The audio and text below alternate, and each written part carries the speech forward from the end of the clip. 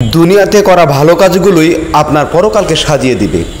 পৃথিবীতে স্থায়ী কোনো সফলতা নেই, চিরস্থায়ী সফলতা হচ্ছে জান্নাত। মনে শান্তি নেই, মসজিদে গিয়ে অল্প কিছুক্ষণ গভীরভাবে আল্লাহকে স্মরণ করুন। মানুষকে ভালোবাসলে কষ্ট পাবেন, আল্লাহকে ভালোবাসলে পাবেন শান্তি আর সফলতা।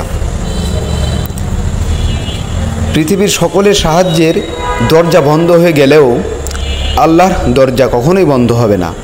মানুষের কাছে না চেয়ে যিনি মানুষকে দেন তার কাছেই চাইতে হবে। নিজেকে নিয়ে অহংকার করা বা ঘৃণা করা কোনোটাই আল্লাহ পছন্দ করেন না, কারণ তিনি যত্ন করে আপনাকে আমাকে বানিয়েছেন। সবাই দূরে ঠেলে দিলেও আল্লাহ কখনোই দূরে ঠেলে দিবেন না, কারণ তিনি কখনোই চান না তার কোনো বান্দা ধ্বংস হোক। মানুষ মনে প্রাণে যা চায় আল্লাহ তাকে তাই দেন।